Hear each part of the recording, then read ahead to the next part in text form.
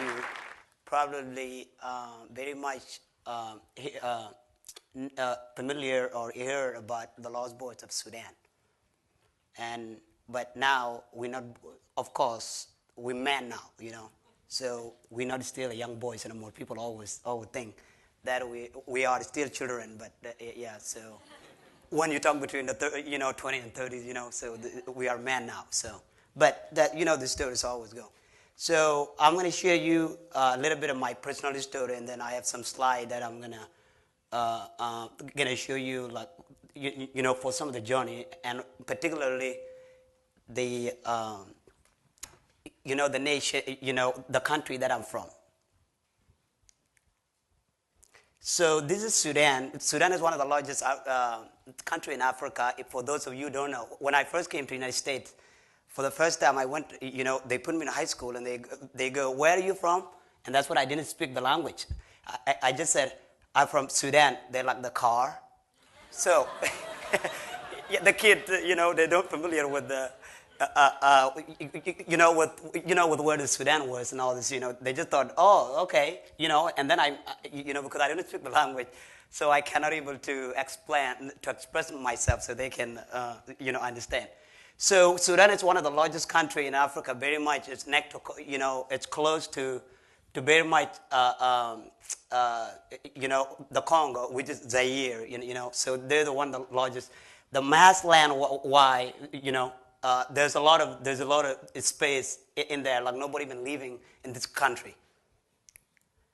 So the Sudan get independent from British in 1956, which is since the British left, the Egyptian and British, was the one colonized, very much running the Sudan before, the tribal were there, of course, and and then the Arab, started getting in, as a businessman and all this stuff. So that's when actually the complex, that's what lead into my story. I'm gonna, you're gonna hear that begin. So for generation, it just go on, and they actually get to left all this job, and then the Southern Sudanese at that time, they don't have education, so they were just living with their own tribal and stuff. So just kind of, so in '72 they kind of signed a little peace agreement. Well, what they started doing, that the leader, those who are coming from the Southern African, Sudanese from southern part of the country, so they get to call, they get to tell them, well, here we pay you, so they try to disrupt the whole thing. So they did that, and they move on, and and then many people get killed, and then those who escape, they run away. So in 1983, one of our revolutionary, decided, this is going to be continuously, so it's not going to have any end, unless we have to stand up with arm, and start fighting back. And that's what the Civil War began when I was only 6-year-old. So this was 1983. So in 2005, so over the Civil War, this is how I get to run, very much, running, I get to leave my village and all this stuff. So they signed the peace treaty between the North and the South, so they kind of gave them it's like called the Comprehensive Peace Agreement. So that to end the 21, almost the war been going on for 50 years, but we kind of put the date from 1983 until 2005. So for 21 years, and over 2 million people, and some of the displaced people are with myself as children. So right now, for 2011, on that peace agreement was said, there's a piece in there said that, well, for all this, all the fighting been going and all the suffering been going on, so the Southern Sudanese people can decide to become their own independent nation. So in 3 months, this election is coming up when these people can decide that if they want to stay in one country, or they want to divide that country of Sudan. So it's a very big deal for us right now and all over the world. It's for Sudanese. especially particularly in Southern Sudanese, so the government can just leave alone in the north to try to become running their own government. And they try to develop with all this stuff. So that's the little bit, kind of giving you guys a little bit of what took, what I'm going to give you and stuff. So very much Sudan, we have a lot of, people always say, what started the war? Well, of course, it's always about money. Money is always the wealth. And this is what it came down to. Even though religion, it's part of the little bit, but mostly become, so the government become more controlled because there's a lot of wealth. We have a lot of oil in Sudan, gold in southern part of the country. And this is what the government, for all these years, the war been going on, it just been kind of get us, that's what they've been kind of, very much wiping out, very much like get rid of the people on these where the oil is, and that so they can even dig the oil without anybody who who are in their way. So it's very much like wiping everybody out. So and they so part of more. It's always become a power. I'm big. I'm bigger than you, so therefore I'm gonna take whatever you have. So in a nutshell, I come down to that. So before the war broke out, this is like the picture. So I kind of put, we kind of put it in there to because that was my life when I was a little boy. So in Southern Sudan, I never went to school. So very much.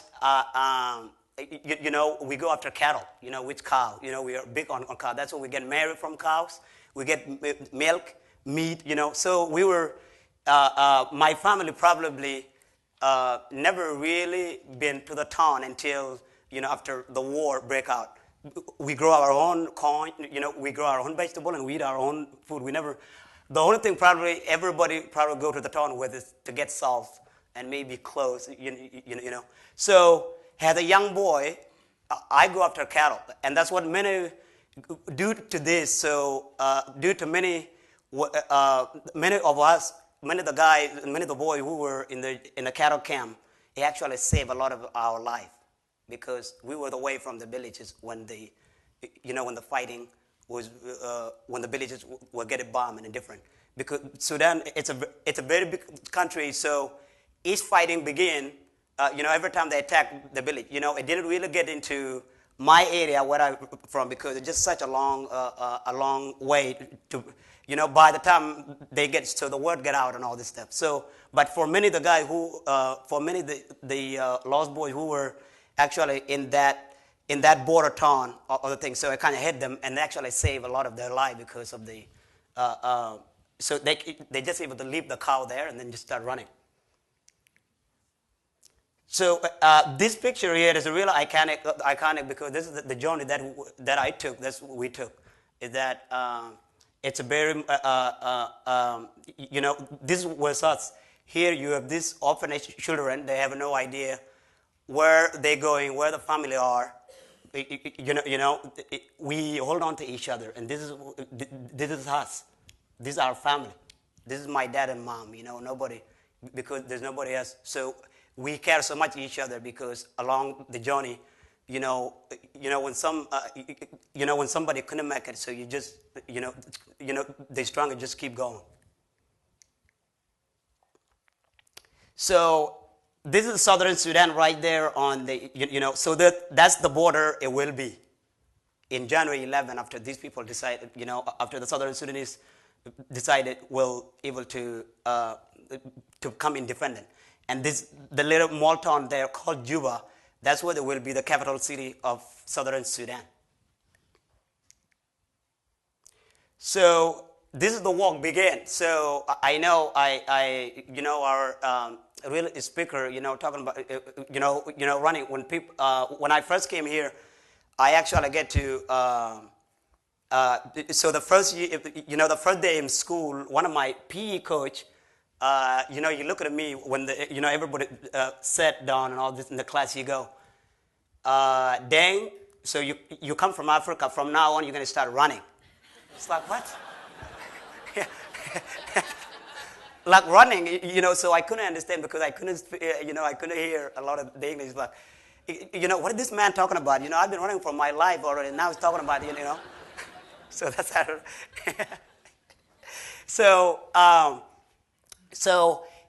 when when my village began to attack, so I was in a border town. I actually was in a border town with Ethiopia, even though it was border town, but it actually really take a lot of time to really, by the time I have to escape because I first when the village, when the in my village when there was attacks and the fighting was going on. So the first way, I didn't even know where I was going, but all we did is just to go. We have to go to opposite part of wherever the fire was coming from, and then eventually, there were our Southern Sudanese People Liberation Army. There were some army they can even give direction for where we go, but it didn't happen to many people because it was really. So we started walking. So I didn't really put the picture in there. There's a lot of horrible. A graphic picture, so I just, we just kind of, actually our great, putting this slide, helping me put this together is Melinda, our wonderful volunteer. So she said, I think will be good to put kind of, this picture, not exact picture, because this was the walk that we kind of took. Many of the children in the journey was, after somebody lay dead, the boys were coming, and just kind of, to kill. There's a lot of and this is what the many they strong one and the God protects one. They able to survive and keep. And those who were their time, they able to eat. Eating along the way by the bush or laying dead. So this is one of the refugees camp. It's actually with one of the refugees camp in called Panyado. In 1987, for those who made it, in there. So you want one big picture.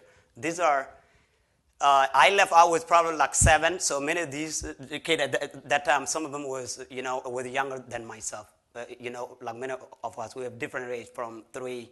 So you can imagine you're 3-year-old and 5-year-old, started going. And then the 11-year-old one have to take care of the younger one. So that was just one of the picture, in the refugees camp. And then this was taken in 1992 in a refugees camp in Kenya. For many of us, for many of those who get to escape from the other side, because the civil war broke out in Ethiopia. So many of us were drove out from Ethiopia and then I actually get to go back to Sudan, and then I get to come to Kenya. But there's some people just went back after they driven out from Ethiopia. They able to just go to Kenya, like right the Kenya border, for those who were closing at that time. So and this is some of the girl. I know many people just all talk about the lost boys, but we do have women who survive. We do have the girl who actually did survive and all that. But when the resettlement began to bring some of the girl over, some of the us as the men, they started to do, because part of it for those who survive, many of the girl in some of the villages will capture, will take to slave, and will get raped and get killed eventually. But for those who survive, the loved one have to stay with their either if an uncle survived or an aunt or a sister. So they didn't get to actually give them the resettlement to bring them over to the United States, like the boy did. So it was easy to just because the man. And this is one of the picture with just coming, when some of the first arrived, and this is our Lost Boys Center here. And some of now we are become United States citizen. And then the graduation for more of our for those of us, because when we came here, we said that the education is going to be more, it's more important than anything, because that's why we can even connect with our loved one and all this stuff.